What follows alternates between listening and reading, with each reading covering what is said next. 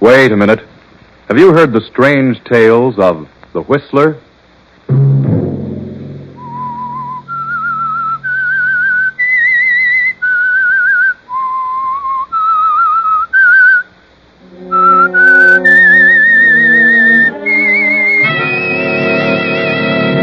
I'm the Whistler. Please don't leave me, Gerald. You mean so much to me, darling.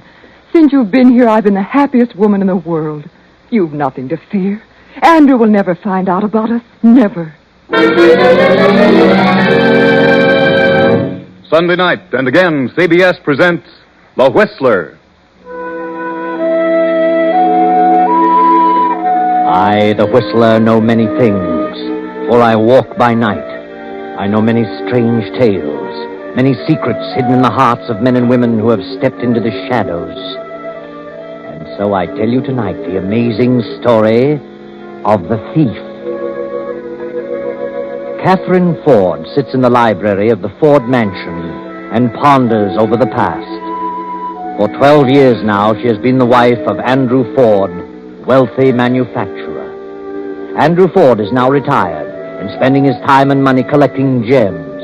He has a daughter, Alice, whose mother died a few years after Alice was born. Alice is a lovely girl, and Catherine wonders what her own child might have been like at the age of 20.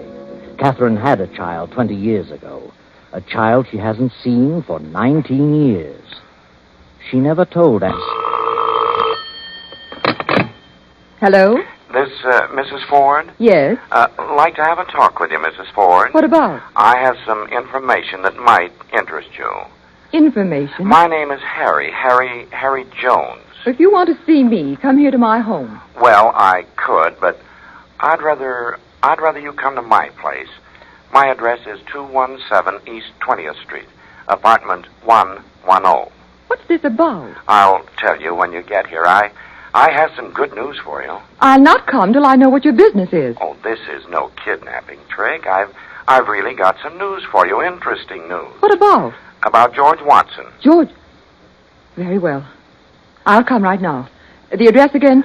Apartment 110, 217 East 20th Street.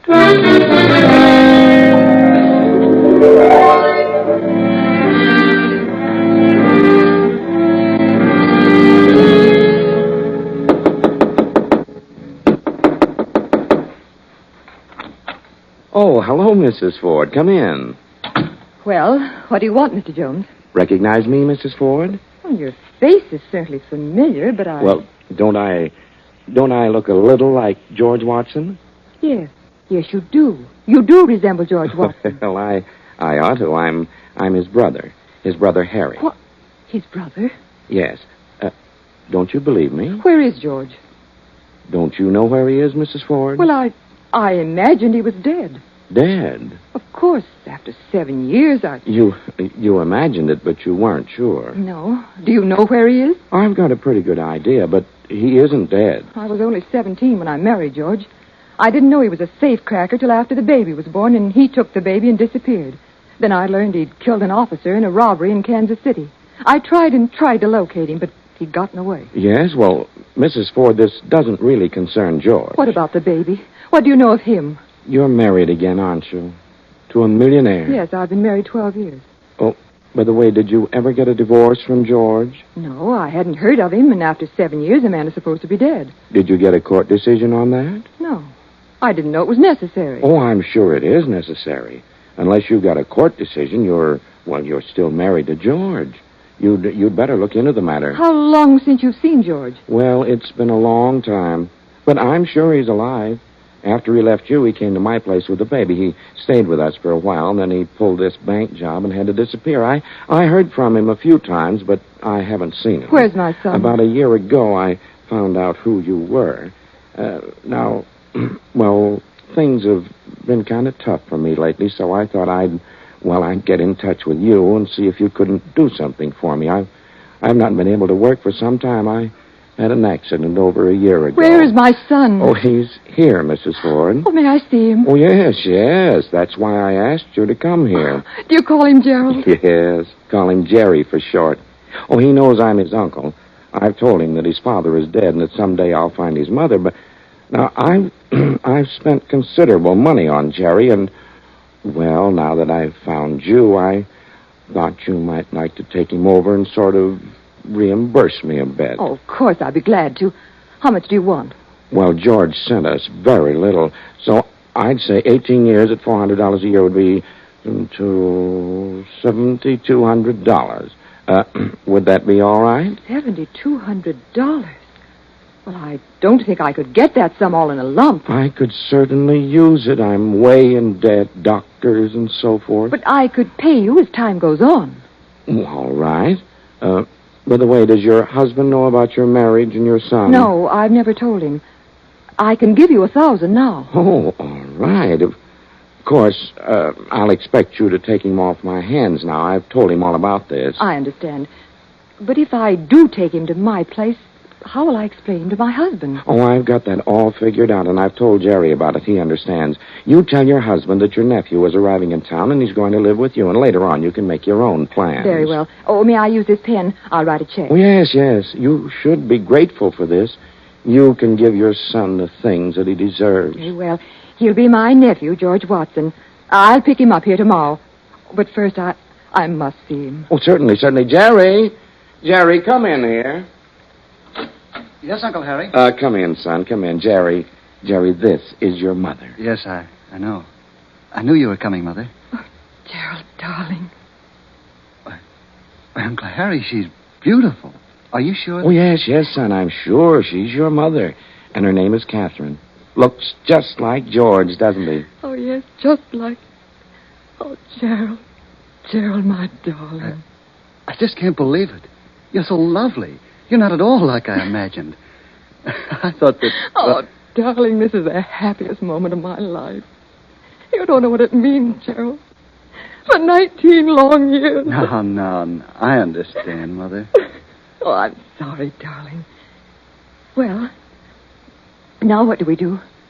You understand my situation, Gerald. Yeah, I'm sort of a ghost out of the past. So I guess I'll have to be your cousin or your nephew or something. Then tomorrow I'll pick you up bag and baggage and take you to my place. You're my nephew from, well, we'll say Kansas City. Well, that's good. Kansas City. Oh, and darling, I'll try to make up for all those long years. I'll try so hard. I'll call for you at 3 and we'll get some new clothes and everything. Oh, thanks. I could sure use some. Oh, it's late. I must run along now. Could I see you a moment outside, Harry? Oh, I'll leave. Good night, Mother. Good night, darling. Here's your check for $1,000. I'll give you more as soon as I can. Oh, believe me, I'm so grateful. He's a lovely boy. 20 years. Doesn't seem possible. No.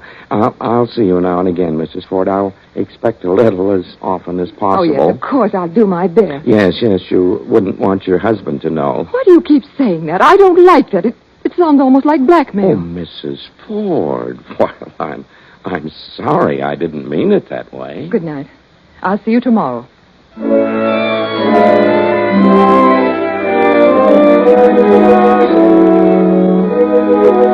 Andrew Ford, Catherine's husband, sits in his library with his secretary, Paul Blake, discussing the recent purchase of a gem collection. Paul, a young man of 25, is in love with Andrew Ford's daughter, Alice.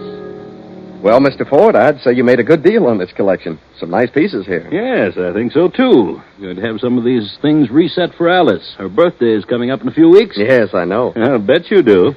I'd like to give this bracelet to Catherine, but she won't wear a speck of jewelry. It's strange, isn't it? Most women can't have enough, and they're always wanting more. Catherine is certainly different in that respect. Well, maybe someday I'll come across something she'll like. Well, better put these in the safe, Paul. Yes, sir. Oh, by the way, this is the first of the month. Did you have the combination of the safe changed? No, they phoned that they'd have to postpone it for a few days, and maybe wouldn't get around till next month. Oh, what's the reason for that? Short of help, they said. Well, I suppose it'll have to be all right. It was changed just 30 days ago, and you and I are the only ones who have it. Yes, and I'd suggest, if I may, that you keep your copy of the numbers on your person. Oh, what do you mean? Well, do you know where your copy is? Why, yes, of course. Now, what did I do with that? Here it is. I found it in the corner of the desk blotter. It's obviously a combination. Anyone would know that. Well, that is stupid of me. Why don't you memorize it and destroy it? Oh, I've tried, but we change them so often I get all mixed up. I'll try to hang on to it. There are too many servants about, and too many new ones coming and going. That's true. Well, I'll just be more careful in the future. don't suppose anyone saw this car. I hope not. I wish we could get it changed at once. Well, I've done my best, but I'll keep after them. Yes, do that, Paul. I'd feel better about it. Hello, am I intruding? Oh, yes, you are, Alice. But I suppose there's nothing to be done about it. Oh, that's a fine thing to say. Put them away, Paul. What have you got there? None of your business. Oh, something new? Something you picked up at an auction? Never mind. Oh, let me see. Put them away, Paul. She'll have them all on in 5 minutes and try to talk me out of them. Yes, sir. Sorry, Alice. Well, all locked up. Well, I'll run along. Soon be time for dinner. Oh, by the way, we having any guests this evening? Just one. Really? Who is it? Oh, I don't know. Catherine says it's a surprise. Well, I wonder who it is. I can't imagine. Well, I'll see you both later. Yes, sir. What has Father bought now? Some more trinkets? Yes, a nice collection. You're very lovely tonight, Alice. Am I? Thank you. Show me what he got. Oh, I can't do that. He wouldn't like it. All right, I can wait if you're going to be mean. Alice, why don't you let me speak to your father? What about? Why, about us, you and me. Go ahead, speak to him. But I can't do that without your consent. You know I love you, but I can't ask him till you say the word. What word? What word? Well, that you'll marry me if your father gives his consent. You do love me, Alice. Paul, I don't know anyone I like better, but... But what? Well, I'm just not ready to get married yet. Lots of girls get married before they're 20. But anyway, I'll keep on asking you. You mind? No, not at all. I just want to be sure. Oh, hello, Alice.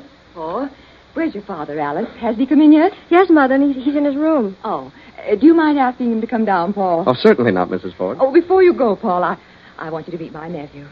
Alice, this is Gerald Watson, my stepdaughter, and this is Paul Blake. It's a pleasure. How do you do? Your nephew? How nice. I didn't know you had a nephew, Mother. As a matter of fact, she'd forgotten about it herself. You see, Alice, I've been living in the West. I just got in town this afternoon. Is Gerald a surprise guest, Mother? Yes, Alice. Gerald's going to stay with us until he gets settled here. Oh, how delightful. What do you plan to do? Oh, I don't know. I'll get into something. For a week or so, I'm just going to look the country over. Beautiful place here. Oh, wait till you see it all. There's everything here. Hunting, fishing, riding. That's for me. Oh, great. We can have a lot of fun. How about a ride first thing in the morning? Before breakfast, the trails are gorgeous. All right with you, Alice. Mother, where on earth did you discover such a charming nephew? Pardon me. I'll get Mr. Ford. Oh, Paul, I thought you'd gone for him. I'll just ring him on the house phone. Mr. Ford? Mrs. Ford would like you to come down to the library. Yes, now. Very well. Wait till you see my new horse, Jerry. Wonderful. And we have one you'll be crazy about. It's Western, too. How long did you say you intended to stay? Well, I don't know. Maybe several weeks. Oh, marvelous. He's going to take an apartment in town. Perhaps I can help him locate something. I know of a few places that might interest I'll you. help you find something, Jerry. Oh, thanks. Do you like to dance, Like Jerry? it? I'm crazy about Oh, wonderful. I know the best places in town. Well, Catherine, what is it? What's happened? Oh, who's this? The surprise guest? Yes, Andrew. Just off the train. This is my nephew, Gerald Watson. it. Glad to know you, Mr. Ford. Nephew? Well, I'm glad to know you, Sam. He's my sister's son. Sister? Well, I didn't even... Yes, I had a sister. I lost track of her. You know how it is when families get separated. Well, you're quite welcome here, Gerald. Thank you. Just on a visit, or are you planning to settle Oh, here? he's going to settle here. Aren't you, Jerry? He's going to get into something. Well, maybe you could help him, Father. Yes, perhaps I could. You'd better finish dressing, Andrew. Dinner'll be ready in a few minutes. Oh, of course. Will you excuse me? I'll be down in a moment. I won't be 5 minutes. Come along, Jerry. I'll show you to the guest room. Do you like a sunny room in the morning? I know just the one. You'll love it. Anything you say, Alice, will delight me. You say your nephew is just in from the West, Mrs. Ford? Yes, Paul. Why? Oh, nothing. I just asked. Charming fellow.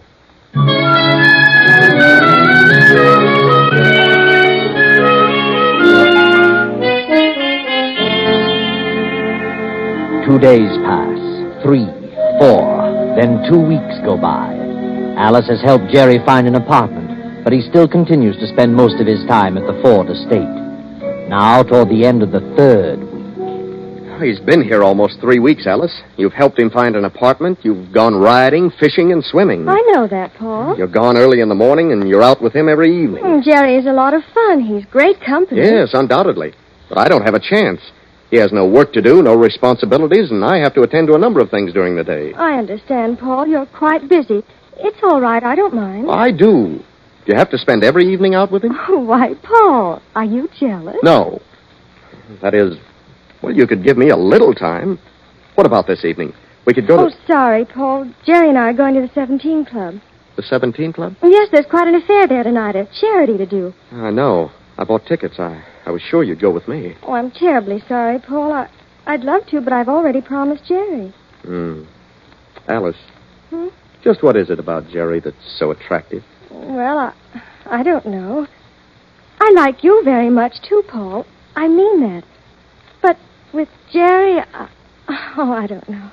It's different, is that it? Oh, Paul, you're always absorbed in your work. You and Father are forever poring over those collections. You never ride, never play golf, no swimming. You're such a serious sort of person. It makes me sad. Well, I have certain responsibilities. What can I do? Run out on your father? Well, that's up to you, Paul. Oh, is it? I can take my choice, huh? Yes, Paul. You know, you're an awful stick in the mud. Very well, Alice. I'll take my choice. But I thought I meant more to you than this. You understand my position. There's nothing I can do about it. I'm sorry I brought the matter up. Good night. Good night, Paul. I hope you have a pleasant evening.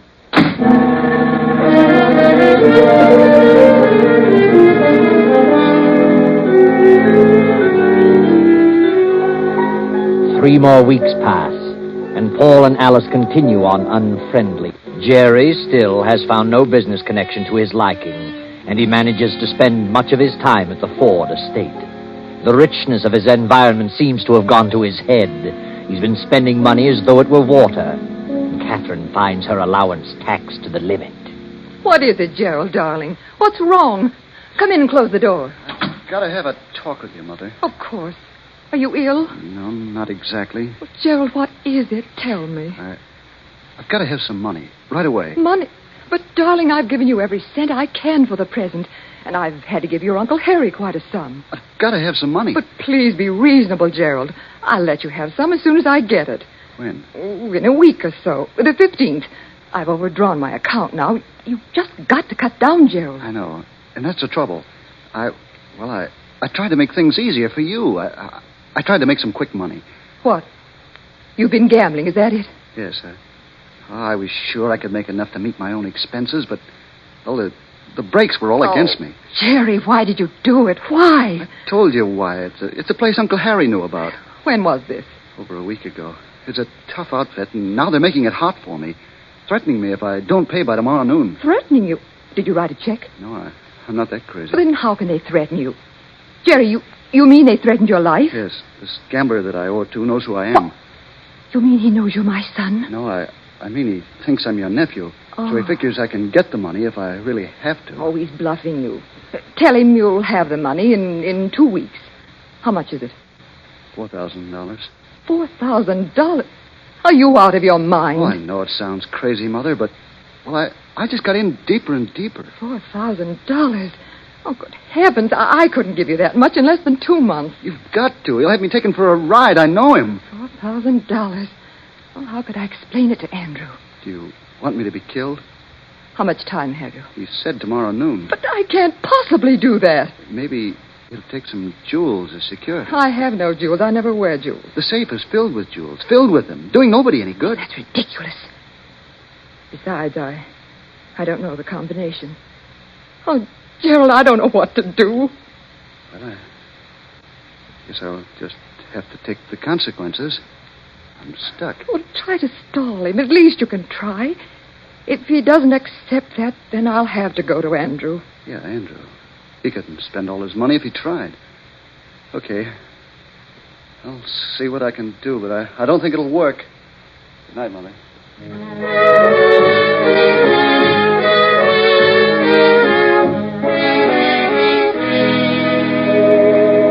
The next day, Andrew Ford steps to the safe, and after a few twists of the dial, the door swings open.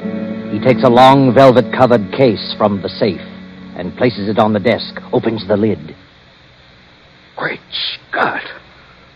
Bracelet, emerald ring.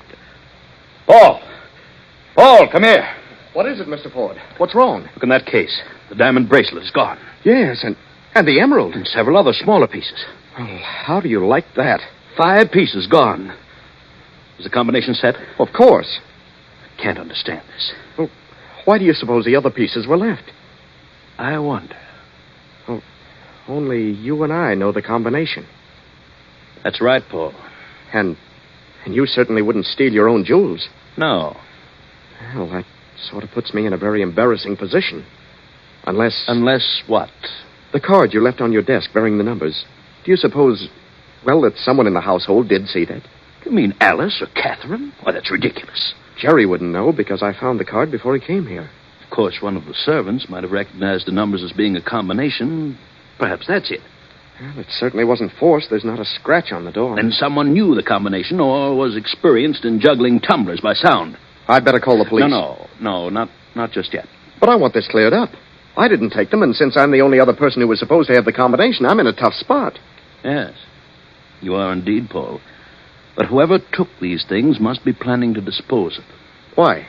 They've taken only the pieces that would be the easiest to dispose of. Not one stone would have to be cut. Well, then, why not have the police keep a watch on the pawn shops and the fences? Oh, all right. You attend to it. I don't suspect you, Paul, but the police will. And for the sake of your future, this will have to be cleared up. I understand that.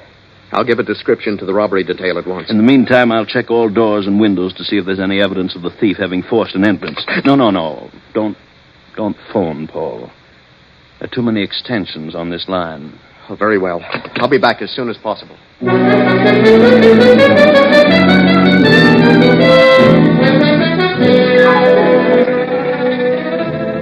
Paul hurries into town to make his report to police headquarters. Meantime, Andrew is inspecting every window and door of the mansion. Finding no clue of a forced entrance after 2 hours, Andrew decides to give up and return to the library. The library door is slightly ajar, and as he stops, he hears voices coming from within. Darling, I don't understand. Why must you leave me? I can't stay here forever. Why not? Oh, suppose Andrew finds out about us. Oh, can he? He never know. Yeah, but he might. And the thought of it gives me the jitters. Oh, Gerald, please don't go. You mean so much to me, darling. Since you've been here, I've been the happiest woman in the world. Oh, we can meet now and then, out of town. Now and then. How can you say such a thing? I couldn't stand it. Oh, darling, don't go. I love you so much. I stayed here, and Andrew did find out. No telling what he might do. Why take a chance on losing all this wealth? I don't care about it. All I want is to have you near me always. I'd better go. I've got to. I'll come back in a month or so. Goodbye. Goodbye, darling. Aren't you even going to kiss me? Of course. Well, what's the meaning of all this? Andrew! So, this is an example of the embrace of a nephew and aunt. Heard every word you've said in the past minute or so. Nephew. You expect me to believe that now? But, Andrew, he's You're not... lying. I know what he means to you. I know what he is. I never mentioned a sister or a brother until he popped up. You're wrong, Andrew. You don't understand. My own house under my very nose. I ought to kill the both of you. Get out. Get out, both of you. Andrew! Get out before I do something I'll be sorry for. Now, wait a minute. Get out, you sneaking little rat. Mr. Ford, we got them. This is Captain Ellison. They caught this man here trying to sell the bracelet. Who is this man, Captain? Name is Harry Watson. Where did you get this bracelet? Why, a fellow gave it to me for a gambling debt. Gave it to you? I don't believe that. You were in with one of the servants here. Someone let you in and gave you the combination of that safe. That's crazy. Oh? Then you must have juggled the tumblers.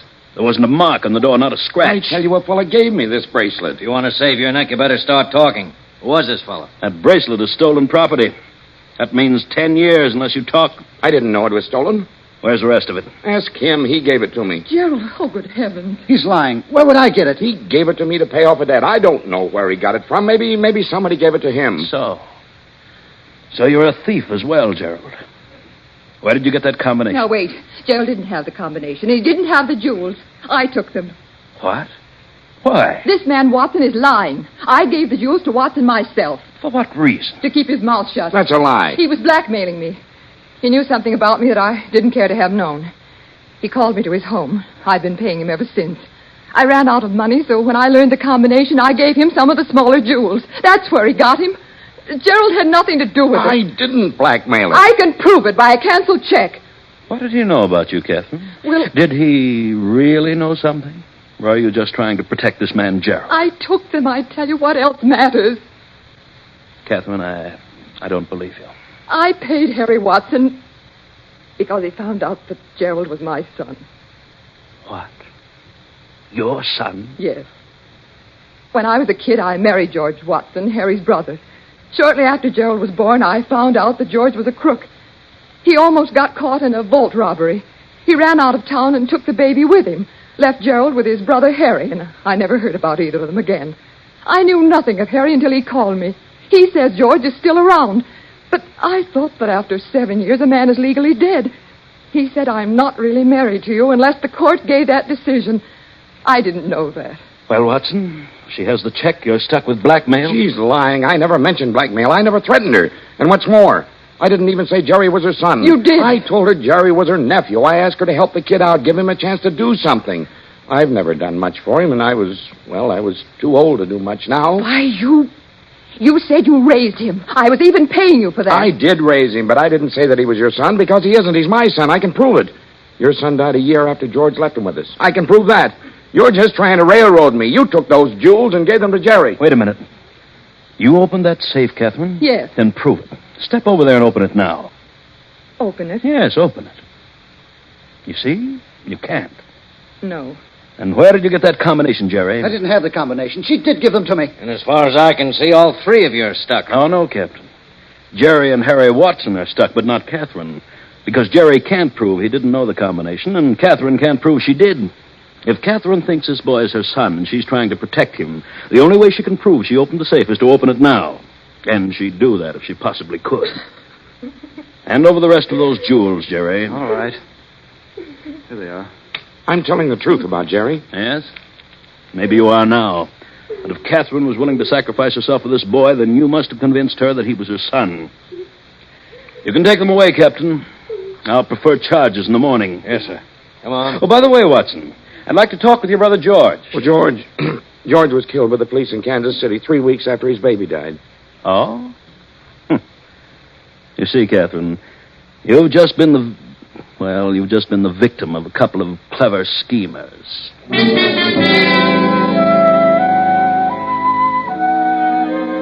Yes, but you're still wondering, aren't you, Catherine? You're wondering if Gerald really is your son. Wondering if Harry wasn't lying just now to save himself from charges of blackmail. But don't worry anymore. Harry is telling the truth. Jerry isn't your son. Your son and his father were both dead many long years ago. But there's one thing you'd all like to know. How did Jerry get that combination? Well, Jerry had an eye on that safe, and he worked with it several times. Now, Paul knew this, and deliberately left it unlocked one night, knowing that Jerry would keep trying to open it. And he did. Then Paul put the police on Jerry's trail, and they followed through till Harry Watson tried to peddle the bracelet. Paul didn't do a thing, just forgot to lock the safe. Very simple.